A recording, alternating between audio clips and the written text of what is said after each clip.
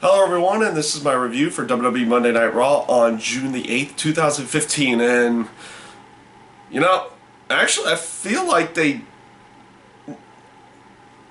just made the stories way too predictable tonight.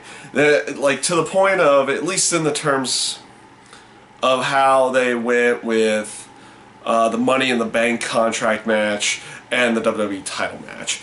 And just in the terms of, they've been playing the game, playing this whole game with Seth Rollins, causing dissension amongst the ranks of the Authority and everything for, a couple months now and everything. And you're expecting kind of turns and everything like that, but, they kind of made the storyline predictable in that aspect. I'll talk about that in a little bit of itself. I mean, they did continue on other stories along with, like with Nikki Bella and Paige. They didn't really do much there. It was just pretty much an interview from Nikki Bella, her have a match, and they show Paige in the background. They didn't really do much there with that compared to what they did last week with it. So nothing much there. Just basically saying, hey, they have their match. This. Okay, whoop-de-doo there. The New Day and Primetime Players, they kind of just showed off what they were gonna, they kind of just showed off what they're gonna do with Big E and Tice O'Neil's match, and they did show, like, they did go out there and show off well with what they wanted, but they didn't really do much in the terms of story progression, in the sense of, they didn't really get much in the terms of a actual story out of it, outside the fact that Primetime Players are #1 contenders. They're going after New Day for the tag titles. You got more of a story build at the Elimination Chamber and everything like that, and from the week before as well. So nothing really much happened with that over this past week. Probably the best segment of the night, oddly enough, was the Miz TV segment with Miz, Ryback, and Big Show. I just liked how they set up the Intercontinental title match pretty well, and they even threw it in there maybe of some kind of triple threat down the road or something in that sense, with the winner of the match going up against Miz later on, just because of how all three of them interacted with one another inside of that particular segment. This is one of the few times I thought, like, one of those talk show segments was actually, it meant something. And both of, like, Ryback conveyed well with with his promo. Same with Big Show. They did a relatively good job here, and it was one of the few areas of the night that I thought was thoroughly enjoyable. Now on to the Money in the Bank ladder match, the contract ladder match, and how they're building that story, or lack thereof. You got 7 guys in there, and to be honest with you, they only did a good job of making a case for maybe 2 of them to win the match. They did a great job last week, and they did a relatively good job again this week with Roman Reigns, and making him look like a potential winner of the match. And they did do a relatively good job with Randy Orton, with him basically getting back at Sheamus in the beatdown in there of Sheamus afterwards. The segment that kind of led into the first match with the other 6 competitors, because they didn't really mention Neville outside of, like, a brief moment in Kane's promo. But that during that entire promo, you had, like, tons of weird aspects to it. You even have, like, this useless moment of R-Truth coming out there and starting to cut a promo how he was going to win, but he's not even in the match. And then it's like, oh, my bad, and then walks to the back. Like, there was really no point to that outside of, like, a comedy-esque moment. And then they do announce later, oh, he's in the pre-show or something in that sense. But it made no sense for him being inside that segment. I did like the aspect of everybody interrupting Kane beforehand. And like I said, they didn't make mention of Neville at all, but he did show up, like, earlier on in the show for the open challenge for one of the titles, and I'll talk about that in a brief moment as well. But they didn't really convey him as a potential winner. They pretty much only made it viable for only Randy Orton or Roman Reigns to really win this match. Like, they didn't really put over Kane all that much to be that potential threat, even though they kind of say it's like, oh, he's gonna win the match and then cash in against Seth or against Dean Ambrose, or he could just be hold it in kind of in a protection mode if he decides to side with Seth or something in that sense.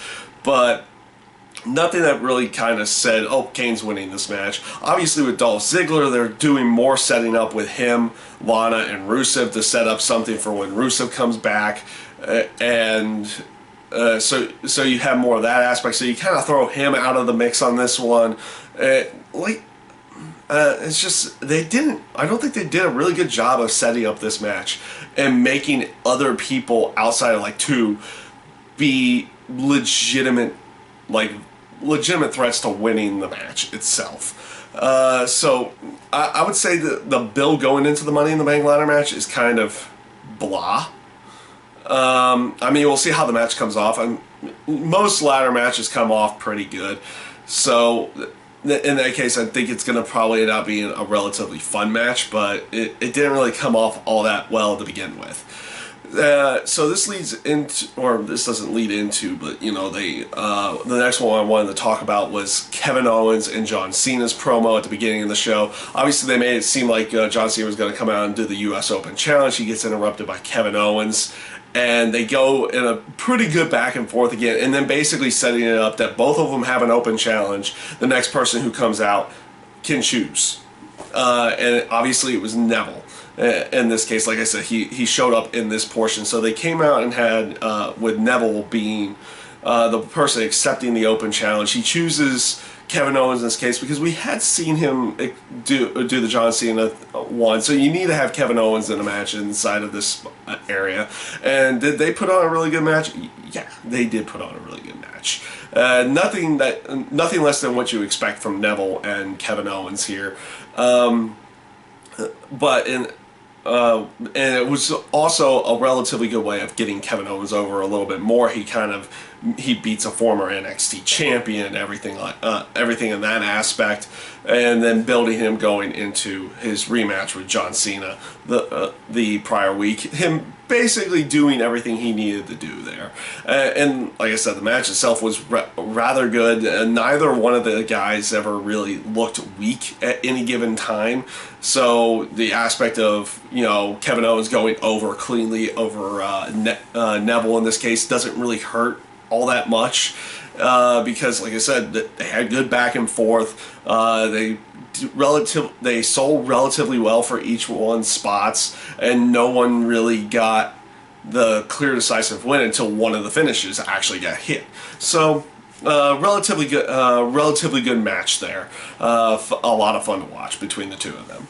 And now for the final area I want to talk about, which is Dean Ambrose, Seth Rollins. Throughout the whole night, they kind of set this thing up where Seth Rollins is going to be completely on his own for the whole night. He's allowed to pick his opponent for the evening, which they do this relatively good backstage segment between J&J Security and Seth Rollins, them basically getting chosen for this 2-on-1 handicap match. Throughout the whole night, they've been showing pictures of Dean Ambrose going around New Orleans with the WWE title and everything on that aspect, just trying to like push the buttons of Seth Rollins throughout the whole night. And that's what they really did this whole time, was basically make Seth Rollins look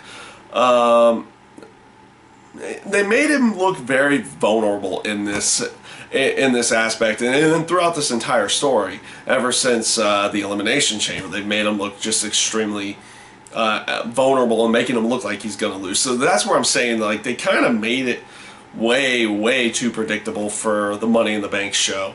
You know they're going to keep it on Seth Rollins. The story just looks like, okay, they're going to keep it on Seth Rollins at this point in time. So the ending of the night with J&J Security and Seth Rollins with their match, actually relatively good match. Both Joey Mercury and Jamie Noble can still work a relatively good match inside the ring there. It came off, I wouldn't say it came off great, but it came off pretty good. And that's all you really needed there. You had the whole aspect of Dean Ambrose being next to the ringside area the entire time, like kind of playing around with Seth Rollins anytime he got close to him, like the little popcorn incident and everything on that aspect. But the ending with having this is where, like I was saying, they're making Seth Rollins look extremely vulnerable. Having the ending where it looks like Seth Rollins is going to win, Dean Ambrose, kind of distracts him, causes him to lose again, and then of course he gets beaten down one more time. So they're making it look like he's completely on his own for Sunday, which they'll probably just flip flop that on Sunday night. And then of course they basically made Dean Ambrose the overwhelming favorite in this one, and just in the way they built the storyline. So they kind of made it to where the only real aspect is either give Dean the title or have Seth basically not look too strong in the aspect of winning, or maybe they're gonna do this whole aspect of, okay, Seth looks vulnerable this entire time, and then when the big match comes, he actually pulls through and wins it on his own, doesn't have to have any help or anything in that aspect. So I don't know where they're gonna exactly go with that, but like they've kind of set it up to where Seth Rollins is winning this match. And you can see it coming a mile away right now. In some cases, that's not necessarily a bad thing. Predictability is not the worst thing in the world, especially with the storylines. More or less when you're watching, if you're kind of predicting it to go one way, you kind of just want to see how they decide to go about doing it.